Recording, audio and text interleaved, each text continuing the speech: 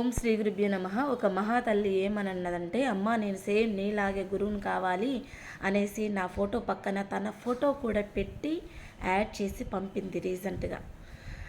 ఎందుకు తల్లి ఇలా పెట్టావు అంటే, నీ ఫోటో నాకు చాలా అద్భుతంగా ఉందమ్మా, చాలా బాగా అనిపిస్తుందమ్మా, నాకు నీలాగా తయారవ్వాలనిపిస్తుంది అనేసి ఇంత పెద్ద పెద్ద బొట్లు పెట్టేసుకొని, కంటికి కాటుక పెట్టేసుకొని, ముఖమంతా పసుపు పెట్టేసుకొని నాకు ఆ ఫోటో షేర్ చేసింది అన్నట్టు.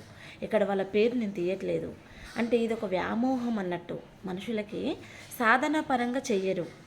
మరి ఈ స్టేజ్లో ఉండాలి, నేను ఒక పరమ గురువు స్టేజ్కి వెళ్ళాలి అంటే, ఒక వివేకానందలా కావాలంటే, ఒక మహర్షిలా కావాలంటే ఏం చేయాలి? వారిలో ఉన్న కొన్ని లక్షణాలన్నా మీకున్నాయా?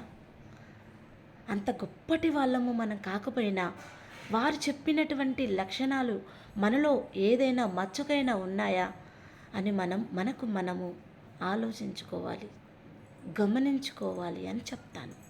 ఇది ఎంతవరకు కరెక్ట్ అండి? నా కర్మలు మీకు రావాలంటే రావుగా, మీ కర్మలు నాకు రావు కదా. ఎవరి కర్మలు వాళ్ళకు ఉంటాయి, ఎవరి సాధన వాళ్ళు ముందుకెళ్ళాలి. మనకు ఎగ్జాంపుల్ మాదిరిగా ఎన్నో ఉంటాయి, వాటిని చూసుకొని వాటిని మనం దించిపెట్టాల్సిన అవసరం లేదు. మీకు మీరుగా స్వతహాగా సాధన చేసుకొని అనుభూతి చెంది వారిలో కొంతనైనా నేను సాధిస్తాను అనే తపన, ఒక గోల్ అనేది మీకు ఉండాలి అని చెప్తాను. జై గురుదేవ్.